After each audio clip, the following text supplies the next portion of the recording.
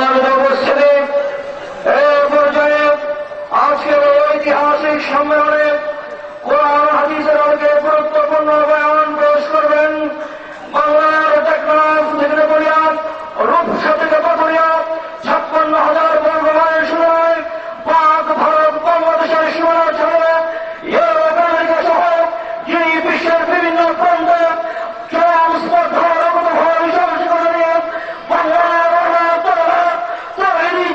সপক্ষে তৌহিদের ঝন্ড নিয়ে অনেক প্রতিরোধ করতে চলেছেন সেই বীর মুজাহিদ বাংলাদেশের মুক্তির সংগঠন হেফাজতে ইসলাম বাংলাদেশ কেন্দ্রীয় কার্যনির্বাহী কমিটির সংগ্রামী যুগ্ম মহাসচিব আগামী রাষ্ট্রপতি জনাব হক সিয়াসত জনাব ইসলাম বাংলাদেশের সংগ্রামী সভাপতি হযরত মাওলানা জিয়াউর হাবিব, হযরত মাওলানা জিয়াউর হাবিব।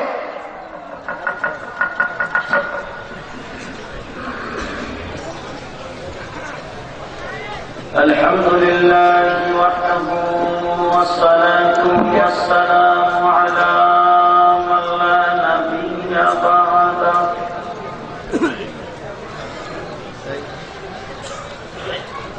أما بعد فأعوذ بالله من الشيطان الرجيم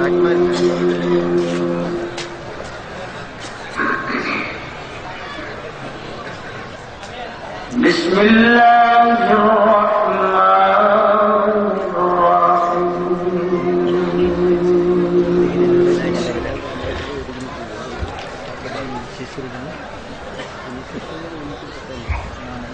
هو الذي أرسل رسوله بالهدى ودين الحق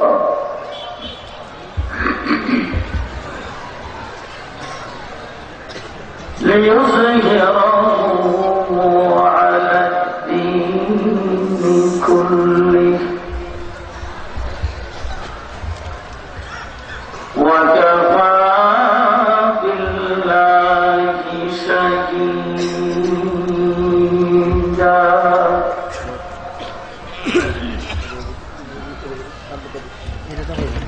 محمد رسول الله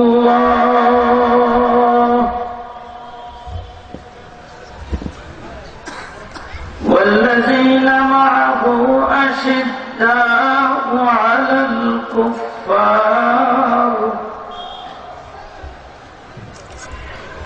رحماء بينهم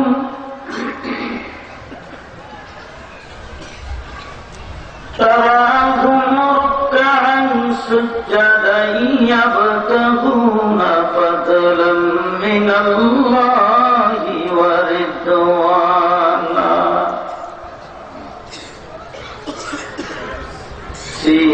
سيماهم في وجوههم من أثر السجود صدق الله مولانا العظيم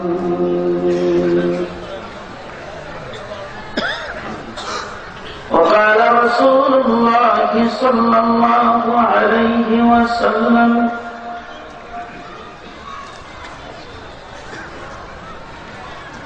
خيركم من تعلم القرآن وعلمه وقال عليه الصلاة والسلام عليكم بسنتي وسنة الخلفاء الراشدين المهديين وقال عليه الصلاة والسلام من يرد الله به خيرا يفقهه في الدين أو كما قال عليه الصلاة والسلام جناب صدر बुजुर्गान मुहतरम हजरत उलमा-ए-किराम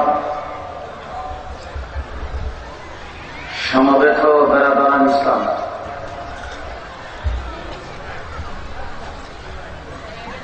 বাংলাদেশের রাজধানী ঢাকা শহরের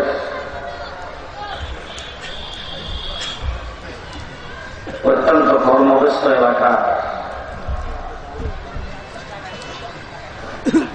লক্ষ লক্ষ কর্মজীবী মানুষের মধ্য থেকে বাছাই করে নির্বাচিত করে মহান আল্লাহ পাক আমাদেরকে জান্নাতের বাগানে এসে বসার তৌফিক দিয়েছে। এই জন্য সবাই শুকরিয়া আদায় করে বলবো আলহামদুলিল্লাহ।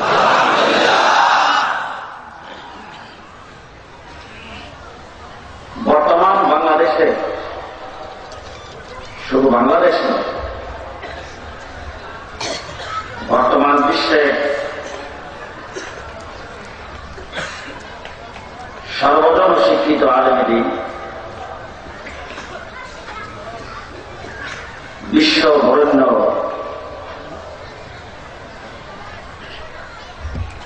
কামেল মুকাম্মাল ওলি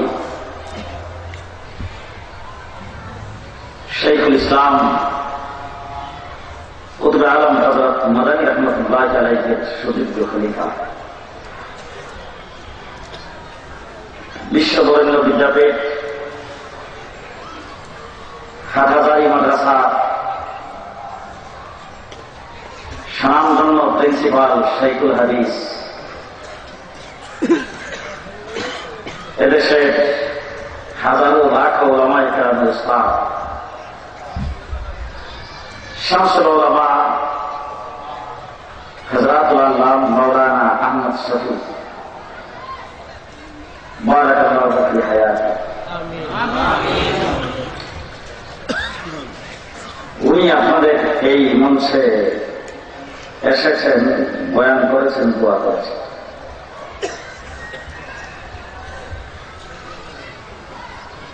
এছাড়াও আরো অনেক উলামায়ে কেরাম এখানে বয়ান করেছেন।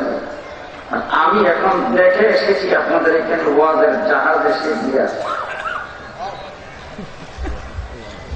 একটু পরে এটা খাওয়া।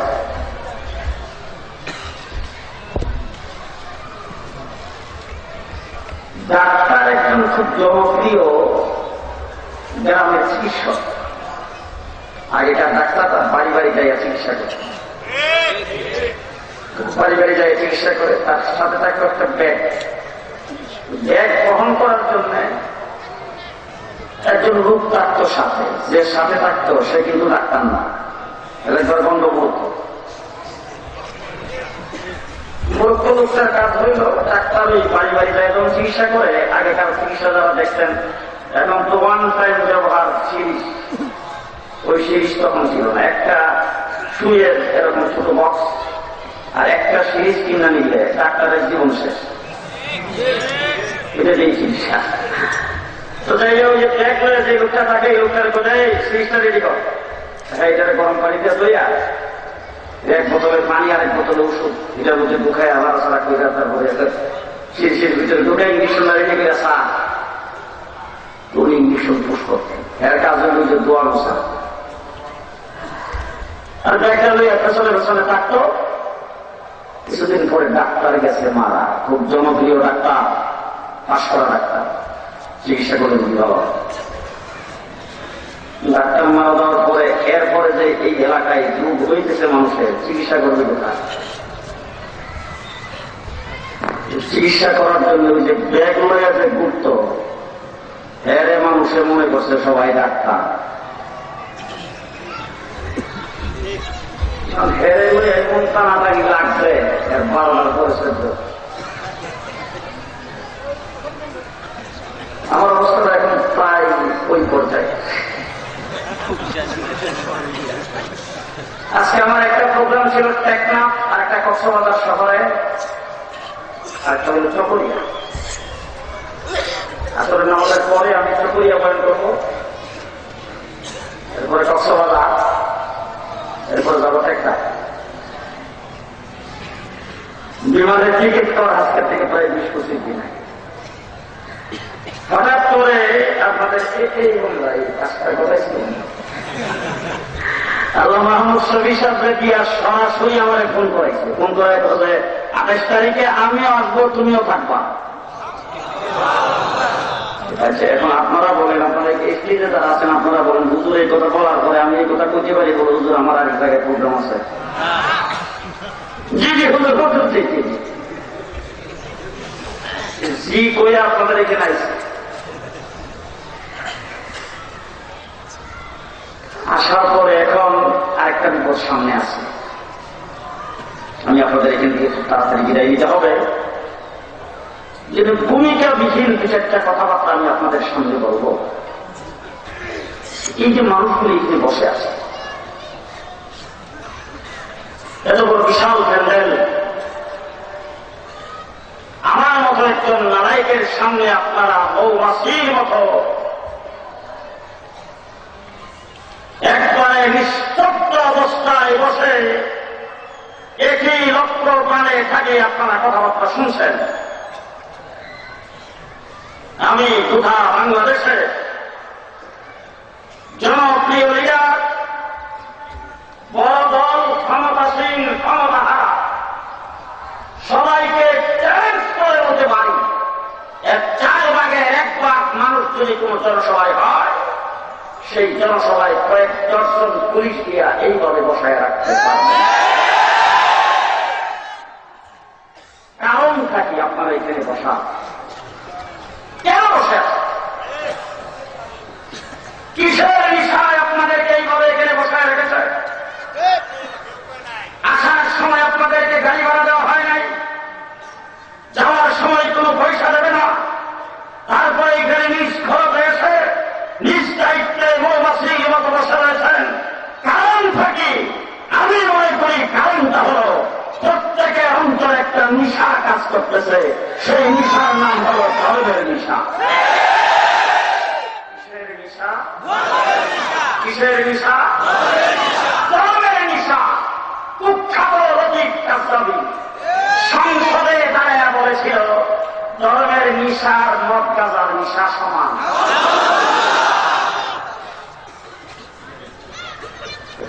আজকে বাংলাদেশে 97% মুসলমানের দেশ। গোটা বিশ্বের মানচিত্রে বাংলাদেশ একটি নিখুঁত ধর্মপ্রাণ মুসলমানের দেশ। কোন ইতিহাস, কোন পেপার পত্রিকা পড়ে আমি আপনাদের সামনে সেই বক্তৃতা করি নাই। বিশ্বের বাংলাদেশের পশ্চিমা দেশগুলো এমন কোন জায়গা নাই যেখানে আমি পাড়া দেইনি। বিশ্বের সকল মুসলিম রাষ্ট্র বারবার সফর করেছি, আমেরিকা, কানাডা, ইউরোপ, ইংল্যান্ড। আজকে 15 থেকে 20 বছর যাবৎ বারবার আসা যাওয়া করে বিশ্বের গোটা মুসলিম অমুসলিম দেশগুলো দেখে আমার অন্তরে সেই ভদ্রলোক জানা হয়েছে, এই দেশ বিশ্বের দরবারে বর্তমানে ধর্মপ্রাণ মুসলমানের দেশ।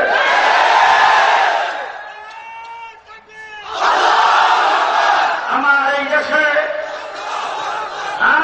দেশে আজকের এই সিজনে আমি একটা জরিপ করেছি, সেই জরিপ অনুযায়ী গোটা বাংলাদেশের টেকনাফ থেকে তেঁতুলিয়া পর্যন্ত এই ধরনের ইসলামী সম্মেলন প্রতি রাত্রে 3 থেকে 3,500 অনুষ্ঠিত হয়। ওলামায়ে কেরাম প্রতি রাত্রে লক্ষ লক্ষ মানুষের সামনে কথা বলে। দেশটা মুসলমানের দেশ হওয়ার কারণে আমার দেশে কোন কাজ ইসলাম ছাড়া চলে না। চলে না। নির্বাচন আসলে শাহজালালের মাজার দিয়া হবে, আন্তর্জাতিক বিমানবন্দরের নাম পরিবর্তন করে শাহজালালের নাম। কারণ কি? কারণ বাংলাদেশের যতগুলি পেপার, রামপন্থী হোক বামপন্থী হোক, প্রত্যেকটা পেপার ওরা একটা করে ইসলামিক পাতা খুলতে বাধ্য হয়েছে। যতগুলি বাণিজ্যিক ব্যাংক, প্রত্যেকটা ব্যাংক ইসলামিক শাখা করেছে। যতগুলি টেলিভিশন সেন্টার সবগুলোতে 5 ওয়াক্ত নামাজের আযান। এর দ্বারা কি প্রমাণ? দেশটা ঢাকা থেকে যাবেন, খুলনা যাবেন, রাজশাহী যাবেন, রংপুর যাবেন, সিলেট যাবেন, চিটাগাং যাবেন, বরিশাল, রাস্তার কিনারে যতগুলি পেট্রোল আর সিএনজি পাম্প সবগুলিতে মুসলমানের নামাজের জায়গা আছে।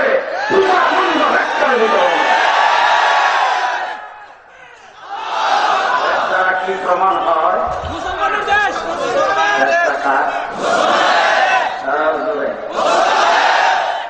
আমাদের বাংলাদেশের মহামান্য প্রেসিডেন্ট ওনার এলাকায় একবার ওয়াজ করতেছে, একজন হিন্দু জনপ্রতিনিধি, উনি স্টেজে আসছেন, সৌজন্যমূলক তাকে কিছু বক্তব্য রাখার জন্য দিয়েছেন। উনি মাইকের সামনে দাঁড়াই বলতেছেন, লাকুম দীনুকুম ওয়ালিয়া দীন।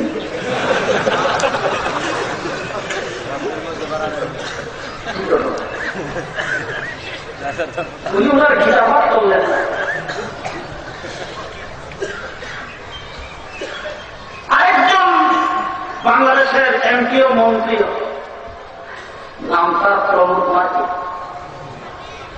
কমিশন ভালো, ওনার মার্কিনে গেলাম, ওনাকে কিছু স্টেজে কিছু বলতেন। উনি স্টেজে দাঁড়াই মাইকের সামনে দাঁড়াই বলতেছেন,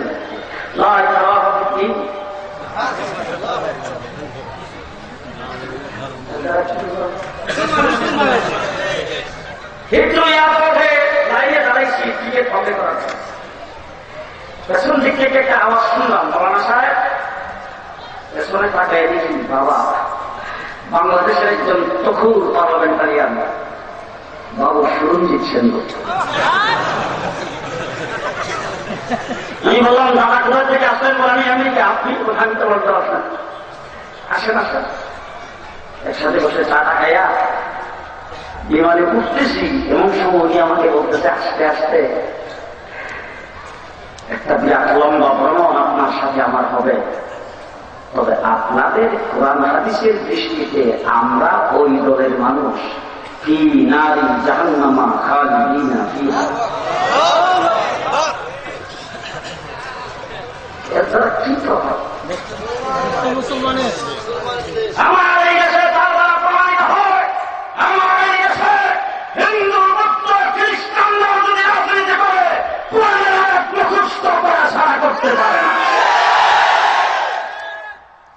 দেশটা মুসলমানের দেশ, ঠিক না? আপনি দেখবেন আপনাদের এই দেশের এলাকা কোন বাড়িতে কোন গড়ে সুদ মাল নাই, মাল যেখানে নাই এখানে দরজা খুলে দিয়ে আছে, সুরও নাই।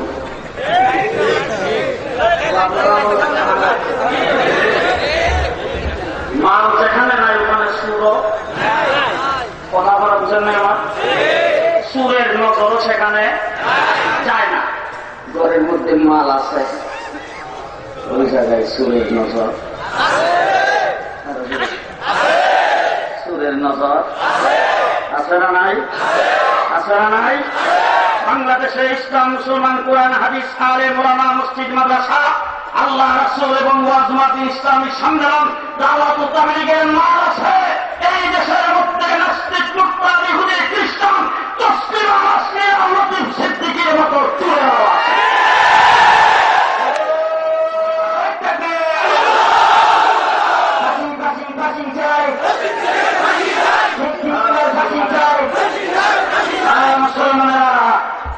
চোরেরা মানুষের ইমানকে চুরি করতে চায়, চোরেরা আমার দেশ থেকে ইসলামকে চুরি করতে চায়, চোরেরা আমার দেশ থেকে কোরআনকে চুরি করতে চায়।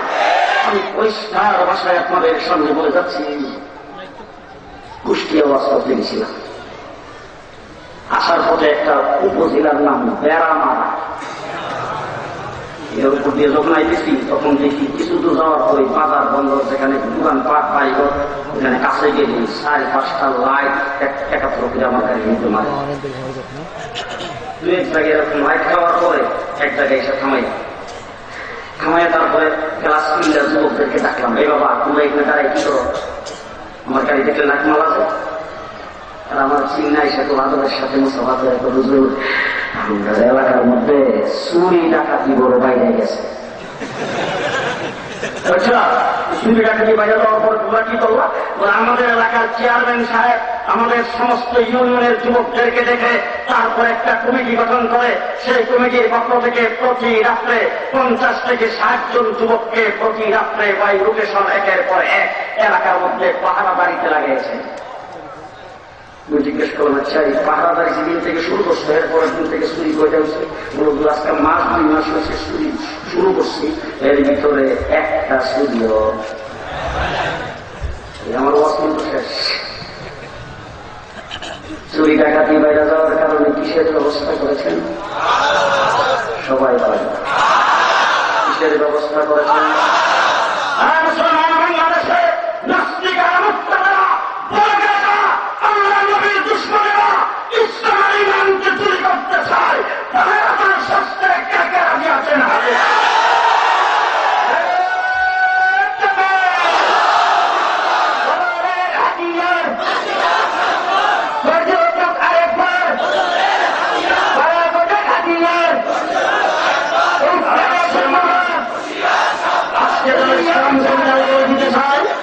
আজকে যারা ইসলামকে উৎখাত করতে চায় তাদের জানা থাকা উচিত নমরুদ ছিল বড় শক্তিশালী, নমরুদ ছিল বড় পাওয়ারফুল, নমরুদের হাতে ছিল অস্ত্র, তার হাতে ছিল অস্ত্র, তার হাতে ছিল বাহিনী।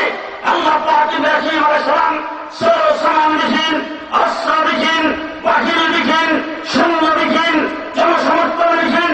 ইব্রাহিম আলাইহিস সালামকে আল্লাহ পাকের খলিল বানিয়েছেন। নমরুদকে আল্লাহ পাক লান্না মশালিয়া কামরায়া সুতার বাড়ি ঘরে বলিয়া থেকে বিদায় করে দিয়েছে। জীবনে কোনদিন সত্যি কাশিও হয় না, জীবনে কোনদিন জ্বর হয় না। মুসা আলাইহিস সালাম একবারে নীরব, আর এক মুসাকে হত্যা করার জন্য ফেরাউন 70,000 বনী ইসরাইলের সন্তানকে হত্যা করেছে। আল্লাহ রাব্বুল আলামিন বলেন, মুসা আমি আল্লাহ তোমার মা বাপ সহ ভাই বেরাদর সহ ফেরাউনের মাল সম্পদ দিয়ে লালন পালন করেছে। এক লাঠি নিয়ে 6 লক্ষ বাহিনী নিয়ে মুসা আলাইহিস সালাম তার দলবল নিয়ে পার হয়ে চলে গেল। ফেরাউন 9 লক্ষ বাহিনী সহ সাগরের মধ্যে 2 বার সব মিল্লা শেষ করে গেল। আল্লাহ এখন আছে। আমার নবী সাল্লাল্লাহু আলাইহি ওয়াসাল্লাম দাঁড়ে আকামের মধ্যে গৃহবন্দী অবস্থায় আমার রাসূলের সঙ্গে কেউ সাক্ষাৎ করতে পারবে না। দেখা সাক্ষাৎ নিষিদ্ধ, আল্লাহর নবীর সঙ্গে বেচা কিনা নিষিদ্ধ, কথাবার্তা নিষিদ্ধ, লেনদেন নিষিদ্ধ। রাসূল সাল্লাল্লাহু আলাইহি ওয়াসাল্লাম কোথাও দাওয়াত দিতে পারে না। চতুর্দিক থেকে পাহারাদারি মোতায়েন করা হয়েছে, আমার রাসূল যেন কোথাও না দেখতে পারে। তার আকামের মধ্যে নজরবন্দি অবস্থায় আল্লাহর নবী একটা অস্ত্র ব্যবহার করেছেন, সে অস্ত্রটা হইল দোয়ার অস্ত্র। কিসের অস্ত্র?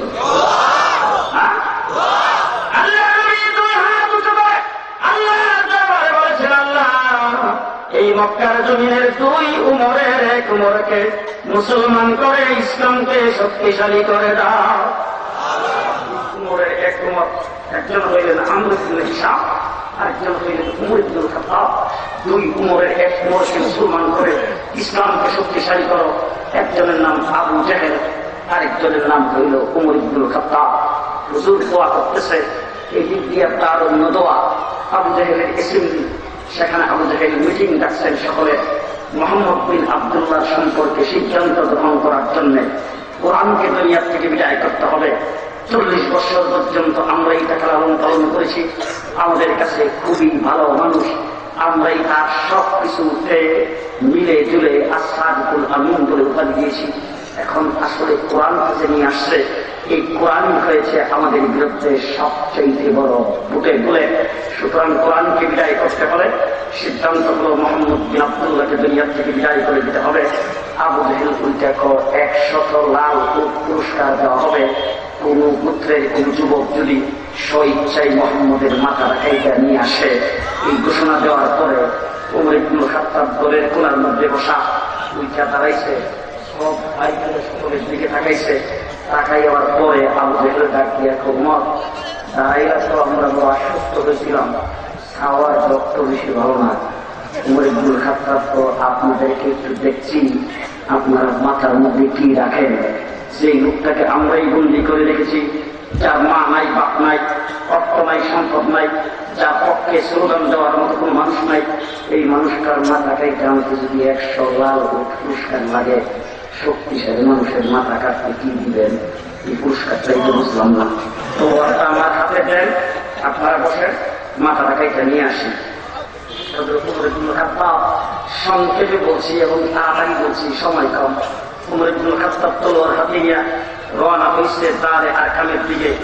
রাত নিশ্চয়ই ফেটে পড়তেছে।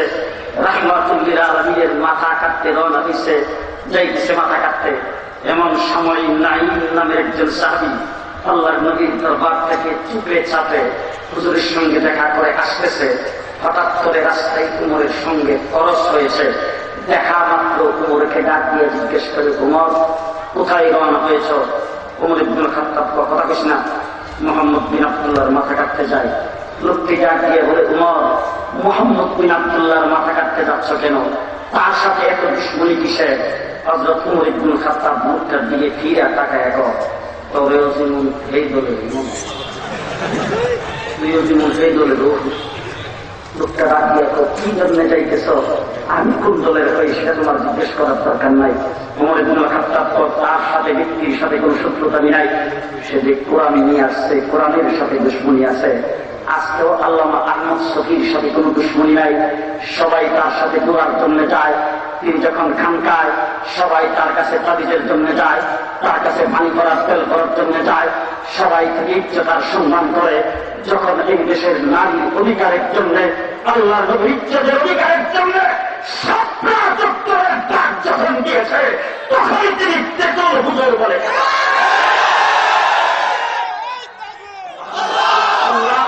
তার সাথে কোন দুশ্মনী নাই।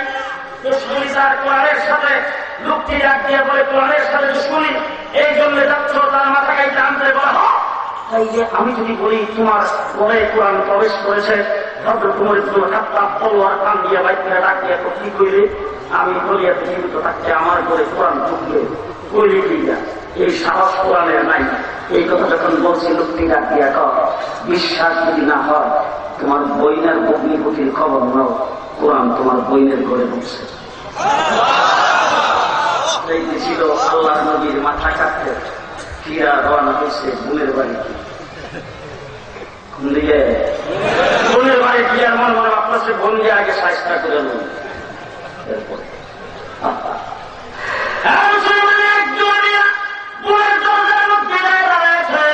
ভিতরে একজন উস্তাদ বসে স্বামী স্ত্রী দুইজনকে কোরআন শরীফ পড়াইতেছে। উমর ইবনুল খাত্তাব বাহিরে দাঁড়াইয়া কোরআনের আওয়াজ শ্রবণ করতে শুরু করে দিয়েছেন। কোরআনের আওয়াজ যার দরজার ফাঁক দিয়া বের হয়ে উমর ইবনুল খাত্তাবের দিনের মধ্যে অ্যাকশন করতে শুরু করেছে। পৃথিবীতে বর্তমানে কোরআনের আওয়াজ 1 নম্বরের আওয়াজ। সারা পৃথিবীতে যে কিতাবটা, যে বইটা বেশি পড়া হয় সেটার নাম আল কোরআন। যেটা মেশিনে বেশি ছাপা হয় সেটার নাম আল কোরআন। কম্পিউটারের যেটা কম্পোজ বিষয় সেটার নাম আল কোরআন।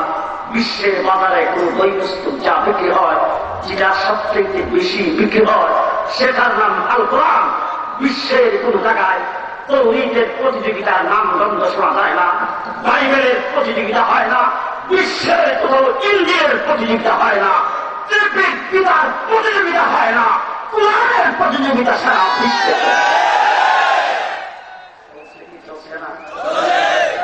London, America, new York, Washington, এই সমস্ত শহরে দেখেছি রমজানের মাসে অপেন শেখ সুদাইসিন তেলাওয়াত বাজতেছে, কারি আব্দুল ওয়াসিফ রহমতুল্লাহ তেলাওয়াত বাজতেছে, বিশ্বের বড় বড় কারিদের তেলাওয়াত বাজতেছে। আল্লাহু আকবার। লন্ডনে এক সেমিনারে আমি ইহুদি খ্রিস্টান ওনারাও ছিলেন, অনেক আলোচক। আমি সেখানে আঙ্গুল উঁচু করে তাদেরকে দেখে দেখে বলেছি, গোটা বিশ্বে আপনাদের জমা যেমন একটা আরেকটার কাছাকাছি আসে, আমি আবার ভাবি এতটুকু কাছে, এর চাইটাও বেশি কাছে। কাছাকাছি দুইজনে বসছে, বসার পরে এবার আলোচনা শুরু। আলোচনা ইসলাম। সর্বপ্রথম যখন আলোচনা শুরু হয়েছে তখন আল্লাহর পক্ষ থেকে আল্লাহর হাবিবকে সালাম দিয়েছেন। কি দিয়েছেন? কি দিয়েছেন? সালাম দিয়েছেন। এবার সালামটা শুদ্ধ কই না, মানে ভুল কই না শুদ্ধ কই, এটা আপনারা যাচাই করলেন, আমি কিন্তু বলবো না। আসসালামু আলাইকা ইয়া নবী,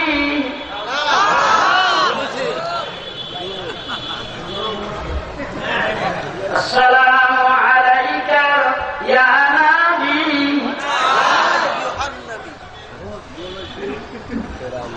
এটা কার সালাম? কার সালাম? কার সালাম? আল্লাহর হাবিবকে সালাম দিয়েছেন মেরাজের রজনীতে আল্লাহর সামনে বসায়া। আসসালামু আলাইকা ইয়া আইয়ুহান নবী।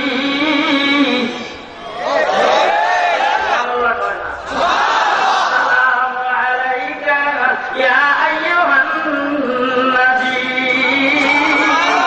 মিরাজের মধ্যে জিরাফির ব্যবস্থা করে ইয়া নবী। তাই রে গো ভাই, সুন্দর ভাই রে তাই।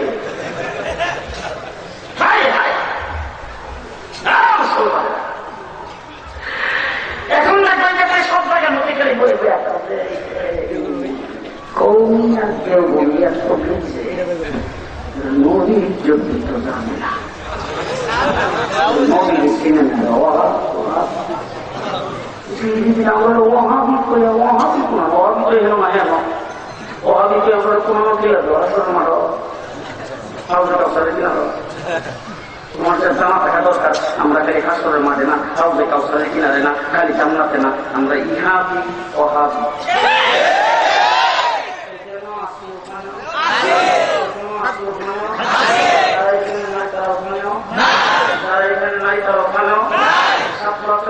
আমরা পল্টন ময়দানেও আমরা, মালিক আমরা শিখাচ্ছিল মোকাবেলা আমরা করেছি। আহমদ শরীফ এই দেশে জানাজা আর তখন তখন হইতে আমরা দেই নাই। পশ্চিমাকে চাউল বাড়ি দিয়া দেশ থেকে বিদায় করে দিয়েছি। হয়েছে মোকাবেলা আমরাই করেছি। বর্তমান নজিব সিদ্দিকের মোকাবেলা আমরাই করি।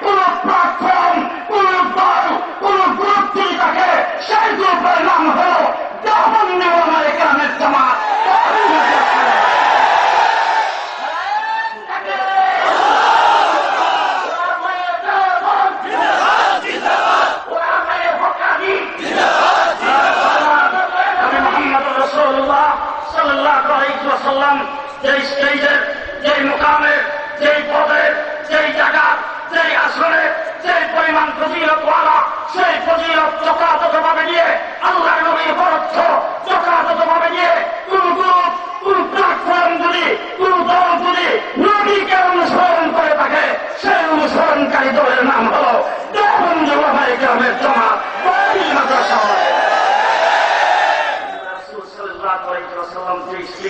সেই স্টেজে রেখে রাসূলকে ভালোবাসি। আমরা বিভিন্ন বই পুস্তক পড়ে আল্লাহর নবীকে চিনি না, আল্লাহর নবীকে কোরআন পড়িয়াছি।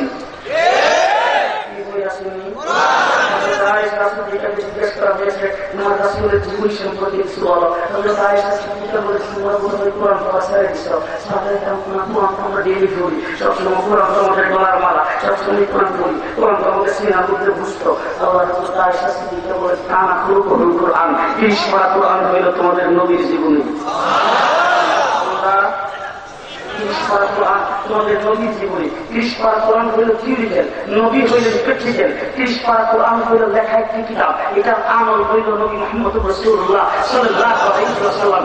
আমলি কিতাব হলো জিন্দা কিতাব নবী মুহাম্মদ রাসূলুল্লাহ। আর মুসলমান 30 পারা কোরআন নাযিল করেছেন আমার নবী সাল্লাল্লাহু আলাইহি ওয়াসাল্লামের জিন্দেগি। আপনি যেই দিক তালাশ করবেন, নবীর যেই দিক কোরআনকে জিজ্ঞেস করবেন, কোরআনে কারীম আপনাকে স্পষ্ট ভাষায় জবাব দিয়ে দিবে। আপনি জিজ্ঞেস করেন কোরআনকে একটু, ও কোরআন তোমাদের নবীর নাম কি? বলে আমার নবী পৃথিবীতে আসার আগে নাম ছিল মুবাশশিরাম বিরাসূলিন ইয়াতি মিন বা'দি ইসমিহি আহমদ। বলে দুনিয়াতে আসার পরে তার নাম কি হয়েছে? বলে মুহাম্মাদুর রাসূলুল্লাহ ওয়া মা মুহাম্মাদুন ইল্লা রাসূল মা কানা মুহাম্মাদুন আবা আহাদিন মিন রিজালিকুম। বলে রাসূল সাল্লাল্লাহু আলাইহি ওয়াসাল্লামের চেহারাটা কেমন ছিল? বলে ওয়াতুহা ওয়াল লাইলি ইযা সাজা। বলে আমার রাসূল কথাবার্তা কেমনে বলতেন? বলে ওয়া মা ইয়ানতিকু আনিল হাওয়া ইন হুয়া ইল্লা ওয়াহয়ুন ইউহা। বলে হুজুর তো সবসময় কথা বলতেন না, অনেক সময় চুপ করে থাকতেন। হুজুরের চুপ করা সম্পর্কে কিছু জানাও। বলে লা তুহাররিক বিহি লিসানাকা লিতা'জালা বি ইন্না আলাইনা জামাহু ওয়া কুরআনা। বলে রাসূল সাল্লাল্লাহু আলাইহি ওয়াসাল্লামের অন্তরে কথাবার্তা উদিত হতো, এই সম্পর্কে তোমার কিছু জানা আছে? কোরআন বলে ফালান ওয়াল্লিজান্নাকা কিবলাতান ফিরদা। বলে রাসূল সাল্লাল্লাহু আলাইহি ওয়াসাল্লামের দুইটা হাত, ডান হাতটা সম্পর্কে কিছু জানো? কোরআন বলে ওয়া মা রামাইতা ইয রামাইতা ওয়ালাকিন্নাল্লাহ রামা। বলে বাম হাত সম্পর্কে কিছু বলো দেখি। কোরআন বলে ইয়াদুল্লাহি ফাওকা আইদিহিম। বলে রাসূল যে সালাতের করত এই সম্পর্কে কিছু বলো। কোরআন বলে তুসিরু ফিল আরদ। বলে রাসূল যে শহরে জন্মগ্রহণ করেছেন এই শহর সম্পর্কে কিছু জানা আছে? কোরআন বলে লা উকসিমু বিহাযাল বালাদ। বলে যে শহরে রাসূল বসবাস করত এই শহর সম্পর্কে কিছু বলো। বলে কোরআন বলে ওয়া হাযাল বালাদিল আমিন। বলে রাসূল সাল্লাল্লাহু আলাইহি ওয়াসাল্লামের ল্যান্ড প্রপার্টি কি? বলে ইন্না আতাইনাকাল কাউসার। বলে রাসূল কোন কর্মসূচি নিয়ে পৃথিবীতে আগমন করেছেন? বলে ইয়াতলু আলাইহিম আয়াতি ওয়া ইউযাক্কিহিম ওয়া ইউআল্লিমুহুমুল কিতাবা ওয়াল হিকমা। বলে রাসূল যে পৃথিবীতে আসেন আমাদের জন্য কি করণীয়? বলে মা আতাকুমুর রাসূলু ফাখুযুহু ওয়া মা নাহাকুম আনহু ফান্তাহু। বলে আমার রাসূল সাল্লাল্লাহু আলাইহি ওয়াসাল্লাম যে ঘুমাইতেন, কি গায়ে দিয়ে ঘুমাইতেন, কেমনে ঘুমাইতেন এই সম্পর্কে কিছু জানা আছে? কোরআন বলে ইয়া আইয়ুহাল মুযাম্মিলু কুমিল লাইলা ইল্লা কালিলা। বলে রাসূল যদি ঘুমাইতো তাই আল্লাহ তাকে কি বলে সম্বোধন করে ডাক দিতেন? বলে ইয়া আইয়ুহাল মুদাসসির কুম ফাআনজির। বলে রাসূল সাল্লাল্লাহু আলাইহি ওয়াসাল্লাম বিবাহশাদী করেছেন এই সম্পর্কে তোমার কিছু জানা আছে কিনা? হুজুরের বিবিদের সম্পর্কে কোরআন বলে ইয়া আইয়ুহান নাবিয়্যু কুল লিআজওয়াজিকা। বলে আমি বিবিদের ঘরে তো মেয়ে সন্তান জন্মগ্রহণ করেছেন, তাদেরকে লালন পালন করে দিয়ে দিয়েছেন, তাদের সম্পর্কে কিছু বলো। কোরআন বলে ইয়া আইয়ুহান নাবিয়্যু কুল লিআজওয়াজিকা ওয়া বানাতিকা। বলে তাইলে রাসূল তো বিবাহশাদী করছেন, তার শ্বশুরালয় সম্পর্কে কিছু জানো? বলে শ্বশুরালয় সম্পর্কে শোনো। ওয়াল্লাযীনা মাহু। বলে শ্বশুর একজন না আরো আছে। বলে আশিদ্দা ওয়াল কুফার। বলে তাইলে তার জামাই সম্পর্কে কি কোরআনে কোনো উল্লেখ আছে? বলে রুহামা বাইনাহুম। বলে জামাই তো একজন না আরো আছে। বলে তারাহুম রুকআন সুজদান ইয়াবতাগুনা ফাদলান মিনাল্লাহি ওয়া রিদওয়ানা। আপনি কোরআনকে জিজ্ঞেস করবেন 30 পারা কোরআন লেখা আমার রাসূলকে আমরা চিনি, 30 পারা কোরআন কইলে রাসূলকে চিনি। কোরআন রাসূল সম্পর্কে যা বলেছেন তাই আমাদের দেওবন্দি কোরআনে কেরাম মানে। সুতরাং তাদের সম্পর্কে অপবাদ দিয়ে হাত নাই। আল্লাহর নবী সর্বত্র বিরাজমান নয়, আল্লাহর নবী হাজের নাসের নয়, আল্লাহর নবী গায়বের খবর জানে না। এটা আমাদের ঈমান।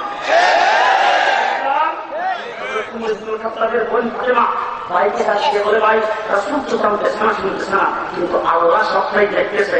আল্লাহ সাক্ষী যখন তুমি আমার ঘরে বসে দিয়েছ, 2 নম্বর সাক্ষীটা রাসূলের কদমের উপর দিয়ে দিতে হবে। আল্লাহ নবী চোখের পানি ফেলে তোমার জন্য দোয়া করতেছে। করে সামনের দিকে যাচ্ছেন। আল্লাহ সেই দেশের সামনের দিকে হযরত ওমর ইবনে খাত্তাব পায়ের তালিবান জোরে জোরে করতেছে। সাইয়্যিদুশ শুহাদা হযরত আমির হামজা আল্লাহর নবীর পাহারাদার। একটু জোরে সুবহানাল্লাহ বলেন না?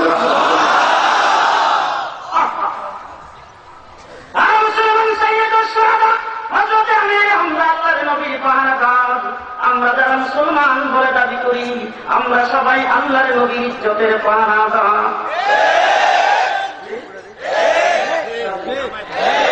আমরা সবাই নবীর সুন্নতের পাহারাদার। কথা কয় না? আল্লাহর নবী দান শহীদ করা দ্বীনের পাহারাদার। আল্লাহর নবী দান শহীদ করা কোরআনের পাহারাদার। কারা কারা রাজি আছেন হাত উঠান। সকলে বলেন আমিন। মুসলমান হযরত আমির হামজা তওয়ারে করে ওমর ইবনে খাত্তাবের দিকে তাক করে ডাকছে, বলেন ওমর এটা দরবারে নবুয়ত। লা তারফাউ আসওয়াতাকুম ফাওকা সাওতিন নবী।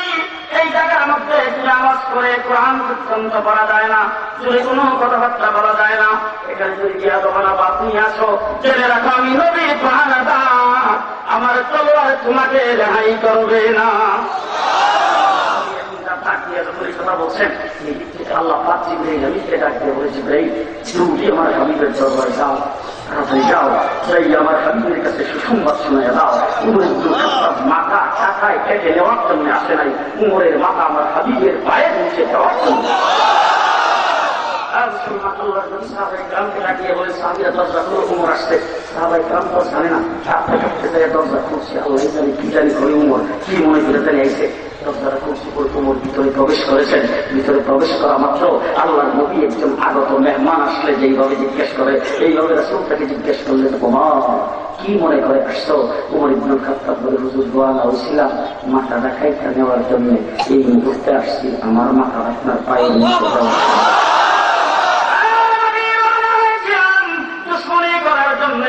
এই মুহূর্তে আগমন করেছে গোলামের হক আদায় করার জন্য।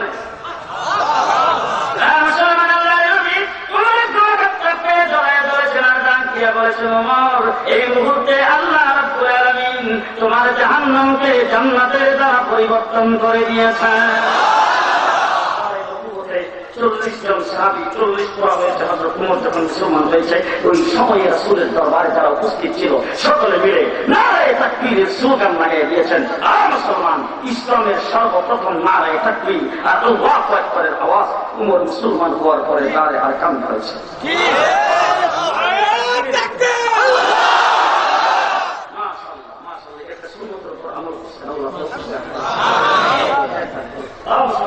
সর্বপ্রথম নারে তাকবীরের আওয়াজ সেই জায়গা থেকে শুরু হয়েছে। এই হল নারে তাকবীরের ইতিহাস। উমর মুসলমান হওয়ার পরে ওই ইতিহাস লেখেছেন, আল্লাহু আকবারের আওয়াজ বন্ধ করেছেন, আল্লাহু আকবারের নারা বন্ধ করেছেন উমর ইবনে খাত্তাব মুসলমান হওয়ার পরে। এর আগে ইসলামের নারা কোনদিন হয়নি। আর নারা এর সাবক যে কোথেকে আবিষ্কার হয়েছে আমি এই কিতাব পড়ছি, আমি জানি না কোথেকে আবিষ্কার হয়েছে নারে তাকবীর থেকে আবিষ্কার। শেষ কথাটা কমু চিন্তা করতেছে যে আগামীতে দাওয়াত দিত না, শেষ সব মেরে দিতেছে। শেষ কথাটা কিন্তু একটু পরে নামাজের টাইম হয়েছে। সাহাবায়ে কেরামকে আল্লাহর নবী ডাক দিয়ে উমর উযু করে আনো। সর্বপ্রথম উমরের জীবনে সর্বপ্রথম নামাজ হযরত উমর ইবনে খাত্তাবকে উযু করে আনছে। উমর উযু করে এসে রাসূলের সামনে দাঁড়ায়, হুজুর উযু করে আসলাম, এখন কি করতে হবে? এই কথা বলার পরে আল্লাহর নবী বলতেছেন, উমর এখন একটু নামাজ আদায় করতে হবে। উমর ইবনে খাত্তাব নামাজ কি জিনিস? বলে নামাজ হলো আল্লাহর স্মরণ, আল্লাহর ইয়াদ, আল্লাহ তাবারক ওয়া তাআলার হুকুম। যখন এই কথা বলছেন উমর ইবনে খাত্তাব বললেন, সেই আল্লাহ পাক আপনাকে খাতামুন নবিয়্যিন, সাইয়্যিদুল মুরসালিন, রাহমাতুল লিল আলামিন হিসাবে আমাদের জন্য পৃথিবীতে প্রেরণ করেছেন। আর যেই আল্লাহ পাক আমার অন্তর ঘুরাইয়া আপনার দরবারে পৌঁছে দিয়েছেন, সেই আল্লাহ পাকের স্মরণ, আল্লাহর ইয়াদ, নামাজটা আপনি কোন জায়গায় আদায় করেন? হুজুর বলেন, আমরা এখানেই পড়ি। আল্লাহ হযরত উমর ইবনে খাত্তাব বললেন, ঠিক আছে এখানে পড়েন, তবে এতদিন এইখানে পড়ছেন, এখন কোনখানে পড়বেন বলে সিদ্ধান্ত নিয়েছেন। এই কথা বলার পরে আল্লাহর নবী বলেন, উমর আমরা এখন এখানেই পড়ার সিদ্ধান্ত নিয়েছি। হযরত উমর ইবনে খাত্তাব আশ্চর্য হইয়া আল্লাহর নবীকে ডাক দিয়ে বলে, ও হুজুর আমি বুঝতেই পারলাম না, এতদিন নামাজকে এখানে আদায় করেছেন, আমি আপনার দলে ছিলাম না, এখন আমি আপনার দলে আসছি, এখনো যদি নামাজ এখানেই পড়ে তা আমি আসার না আসার সমান।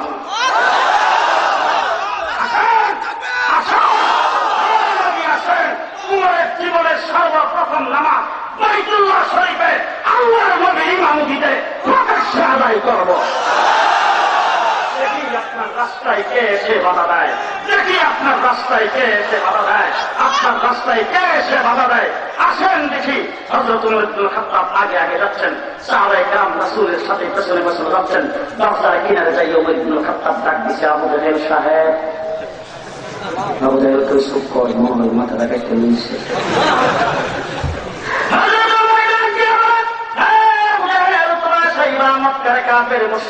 ভালো করে শোনো, এই মুহূর্ত থেকে উমর ইবনে খাত্তাব করার দলে নাই। সাইয়্যিদুল মুরসালিন দুনিয়ার সরদার রাহমাতুল লিল আলামিনের গোলাম হয়ে গেছে। তিনি আসতেছে বাইতুল্লাহ শরীফে নামাজ আদায়ের জন্য আমি ওমর সিদ্ধান্ত নিয়েছি জীবনের সর্বপ্রথম নামাজ রাহমাতুল লিল আলামিনের ইমামতিতে বাইতুল্লাহ শরীফে প্রকাশ্যে আদায় করব। তুমি কেউ চাও রাস্তায় বাধা দিবে? বেগমের কাছ থেকে আপনি দেবো ফোয়ারে বিদায় নিয়ে এসে তুমি কেউ চাও রাস্তায় বাধা দিবে? বাচ্চাদের মাথায় হাত রেখে ইতিম বানাইবার ঘোষণা দিয়ে আইসো। যেই তলোয়ার তোমরা আমার হাতে দিয়েছিলে তার মাথা কেটে আনার জন্য সেই তলোয়ারের দাম তোমাদের গলারে করতেছে ইন্তজাম। যখন এই আওয়াজ যখন দিচ্ছে কিতাবের মধ্যে আসছে আঙুলটা মুখে দিয়ে কামড়াইতেছে আর বাবলাম কি আর রইল দেখি 40 পুরা হয়েছে কয়জন?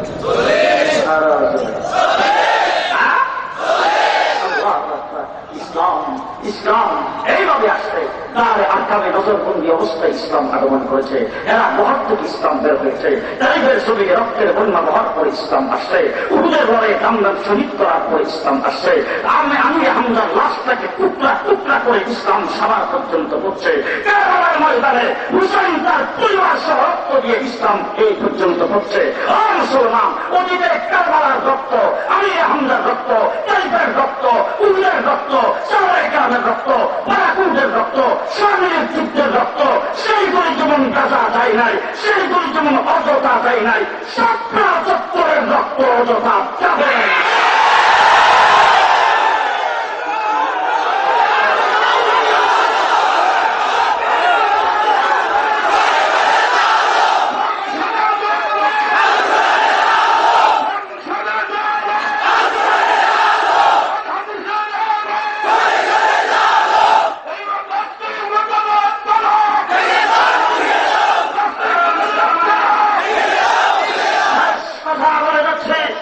বাংলাদেশের আল্লামা আহমদ শফী দেওবন্দি কওমি তাবলীগী এই দেশের হকপন্থী ওলামায়ে কেরাম, হকপন্থী পীর মাশায়েখ 40-43 বছর পর্যন্ত বাংলাদেশে কোন ক্ষমতাশীল আমরা বিরোধিতা করি নাই।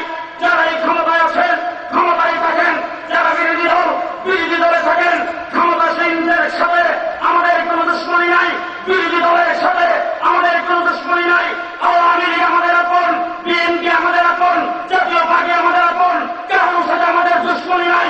পরিষ্কার ভাষায় বলছি, যারা নবীর বিরোধী, যারা আমাদের বিরোধী, আমাদের বিরোধী, আমরা এই দেশে যারা ইসলামের বিরোধিতা করবে আমরা তাদের বিরুদ্ধে গর্জে উঠেছি। অতীত বাংলাদেশে ইসলামের যারা বিরোধিতা করেছে তাদেরকে আমরা ছেড়ে দেই নাই। সামনেও যারা ইসলামের বিরোধিতা করবে কাউকে ছেড়ে দেওয়া হবে না।